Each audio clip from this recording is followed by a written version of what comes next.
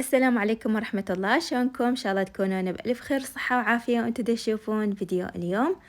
شلونكم ويا الصيام؟ إن شاء الله يكون صيام خفيف عليكم وربي يتقبل منا ومنكم الطاعات وصالح الأعمال.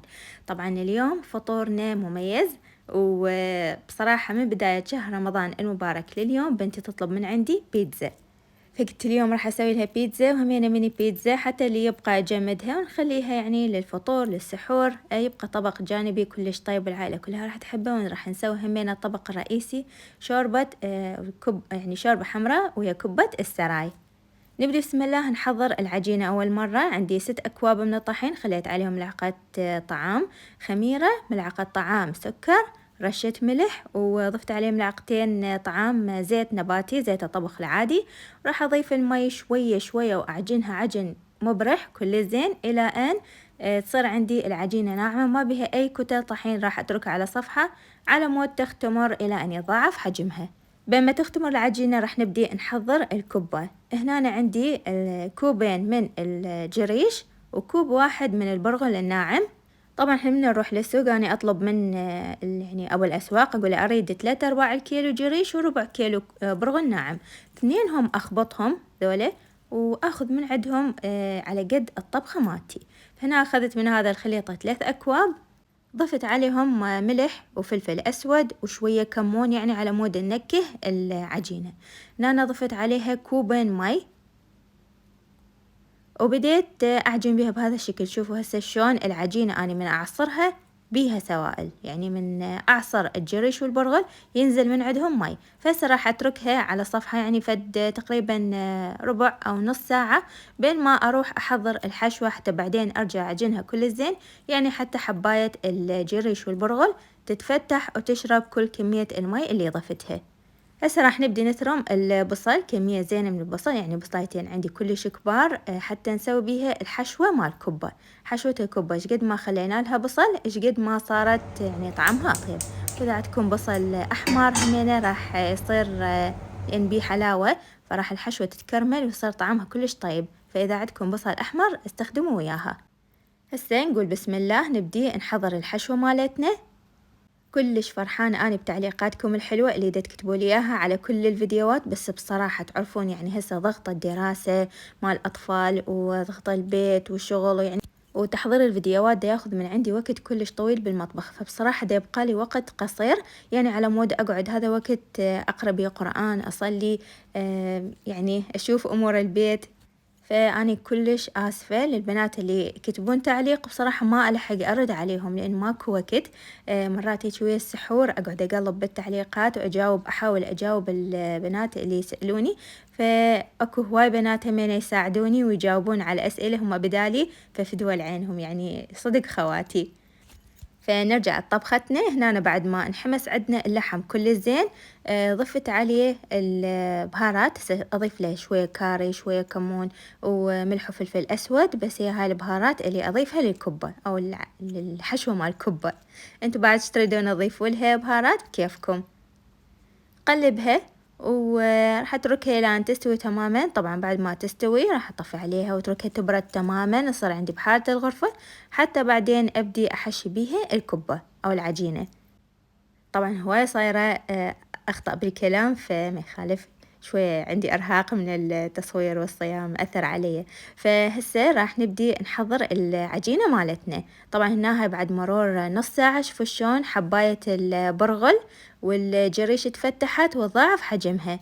هنا رجعت ضفت عليها بعد نص كوب من المي، وراح أبدي أعجن بيها عجن مبرح، يعني هيجي أريدها تصير عندي عجينة ناعمة وحلوة. تريدون تهونون على نفسكم وتستخدمون محضرة الطعام أو المثرامة مال اللحم، أنا كان أقدر أخليها بمثرامة اللحم أو محضرة الطعام، بس هواي بنات ما عندهم. هسه هاني عجنتها بإيدي وشوفوا العجينة شلون حلوة صارت عندي، وإيجي سهلة بالتشكيل. نحاول نسوي العجين على شكل كرات متساوية. أخذ كمية من العجين أبدي أرققها بهذا الشكل، شلون القشر أسويها كأنما قشر مال بيض، هيك فارغة من الداخل. فايش قد ما رققناها ايش قد ما راح تصير عندنا أطيب الكبة.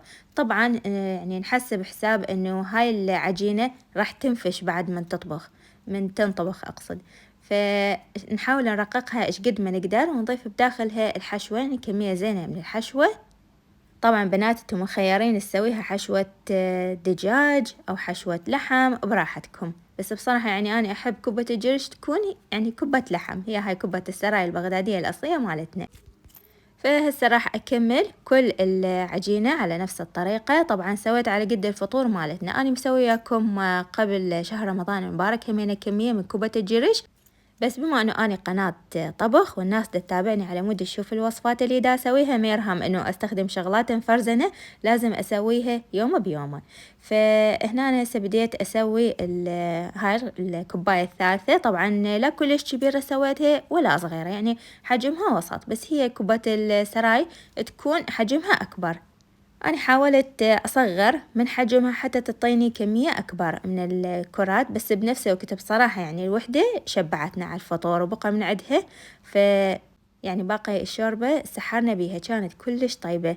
فهاي سويت كرات الكبة وثلاثة همينة سويتهم طولانيات. وهسه مباشرة ننتقل للطباخ، نروح نحضر الشوربة مالتنا. بجيب هاي الطاولة الحلوة نخلي بيها كمية زينة من الزيت، وراح أخلي لها همينة معجون طماطم. طبعا قبل كنت أحمس بصل وبعدين أخلي وياه معجون الطماطة وأحمسهم يعني سوا. هسه بالفترة الأخيرة لا، غيرت طريقة الشوربة وبصراحة صارت عندي كلش طيبة، وكأنما هاي شوربات السوق اللي ناكلها يعني من المحلات. فمجرد إنه أحمس معجون الطماطة حمسة كل زينة بالزيت بدون ما أضيف له البصل. جربوها بهاي الطريقة وشوفوا طعم الشوربة شلون خفيف وطيب.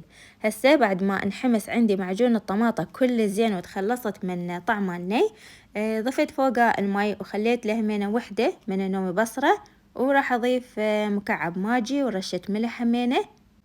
تقدرون تخلوا له فلفل حار براحتكم، يعني ينطيها همينة لذاذة للشوربة، بس احنا صايمين بصراحة ما استخدمت، يعني خفت أخاف تصير عندنا الشوربة حارة، وأنا جهالي مرضى كلها هسه إنفلونزا، فردتها تكون شوربة خفيفة. فهنا أنا هسه نزلت كل كمية الكبة اللي سويتها. طبعا الجدر صغير والشوربة عندي والكبة هواية، وأني مستمرة معاندة لا إلا أسويها بهاي الجدرية، لأنه تكون عريضة وبالتصوير حلوة يعني تبين بيها الأكلة. فهسه من بدأ الماء عندي يصير حار راح أضيف عليه كمية من الشعرية، استكان واحد شعرية حتى لا تصير عندنا ثخينة يعني تخرب لنا شكل الشوربة. ضيف شوي ونبس من الشعرية، نقدر نضيف وياها معكرونة، نضيف لها سباجيتي بعد حسب الرغبة. تركتها الشوربة تقريبا يعني فد نص ساعة على نار هادئة وطفى عليها. وتعالوا هنا نشوف عجينتنا بعد ما اختمرت، بس الله ما شاء الله شلون صار شكلها كلش حلو، وهيجي سواها إن الواحد يعجنها. فهسه راح أرجع أعجنها مرة ثانية على مود نفرغ كل الهواء من عندها. شوفوا هاي الخطوة شلون حسوا عندكم العجينة طرية وتجنن. أنا راح أعجنها على مرحلتين. هسه هاي المرحلة الأولى بعد ما اختمرت، وبعد ما أعجنها وأفرغ من عندها الهواء كله زين، راح أرجع أخليها بالكاسة وأغطيها وأتركها فد ربع ساعة ثانية حترجع تنفش عندي مرة ثانية، وراح أرجع أعجنها. بس شلون راح تصير وياكم عجينة مطاطية تجنن. ومرة راح نجي نشويها حتصير وياكم خفيفة وماكو أحلى من عندها، جربوها وادعولي.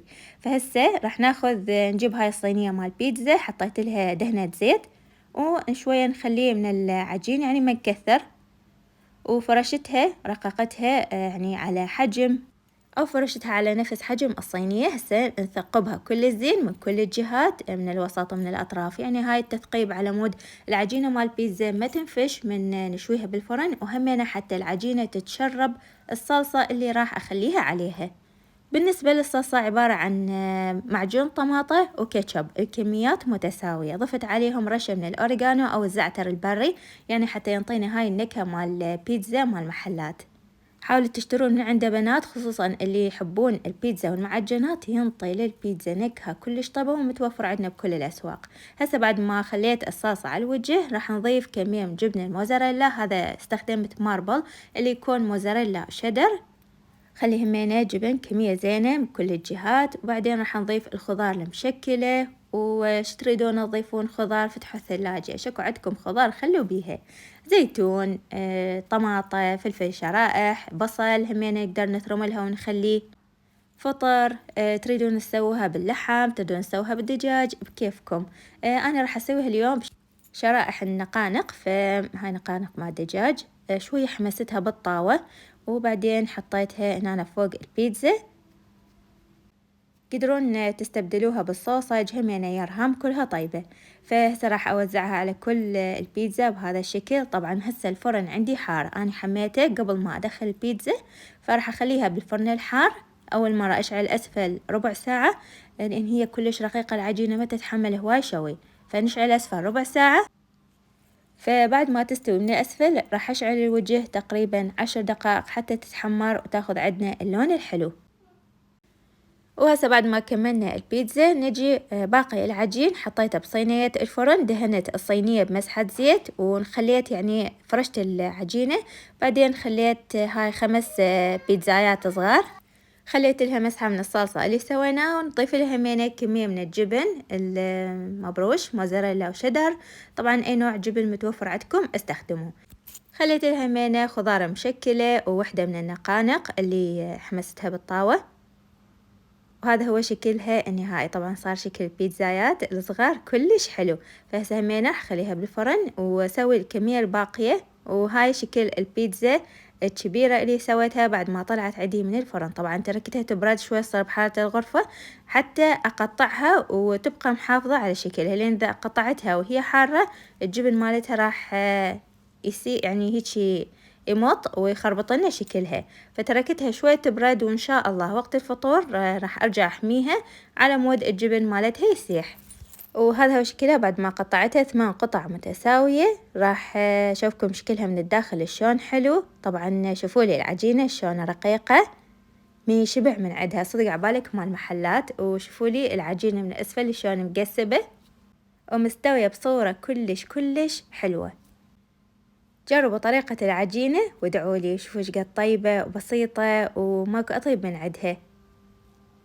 فهسه راح أرجعها بالصينية، وإن شاء الله وقت الفطور راح أحميها حتى ترجع عندنا حارة. وهذا شكل الميني بيتزا همنا بعد ما طلعت من الفرن. شوفوا الطراوة يعني هيك العجينة كلش خفيفة. وهاي كملنا طبق المعجنات مالتنا. نروح للحلا. طبعا كلش تعبت اليوم بالمعجنات وتعبت همينة بالكبة، هدت حيلي. فقلت اليوم الحلا لا، لازم اسوي فد شي خفيف. انا كنت ناوي اسوي غير نوع حلا، بس قلت لا بعد ماكو وقت، لانه بعد لازم اقعد ادرس الاطفال باكر عندهم امتحانات شهرية. فقلت لا، راح اسوي فد حلا كلش بسيط وسريع. فراح اسوي ان شاء الله اليوم حلا الكريم كراميل. خليت 4 أكواب من الحليب، فوقهم ظرفين من الكريم كراميل. وطبعا الكراميل المذوب اللي يجي وياه خليته بكاسات بهذا الشكل. طبعا الكراميل هاي الباكيت ب500 يمنه، انتم يمكم بيش يبيعوه. طبعا أسهل وأسرع حلا ممكن نسوي إذا ما عندكم وقت. هيجي قبل الفطور ب5 دقائق نسوي، صار عندنا جاهز. خليت السكر المذوب وزعته بكاسات، وبديت أصب الكريم كراميل بالكاسات. طبعا هاي الفقاعات اللي تطلع على الوجه شليتها بالشوكة بهذا الشكل، يعني على مود يصير شكل الحلا أحلى. وخليه بالثلاجة نص ساعة على مود يبرد ويتماسك.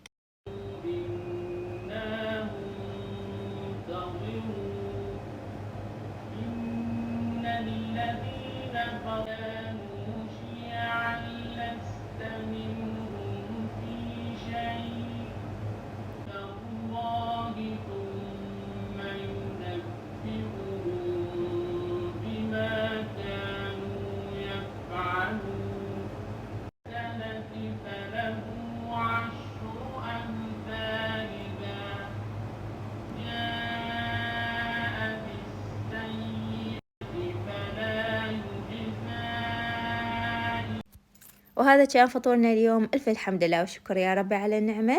صيام مقبول وإفطار شهي للجميع يا ربي.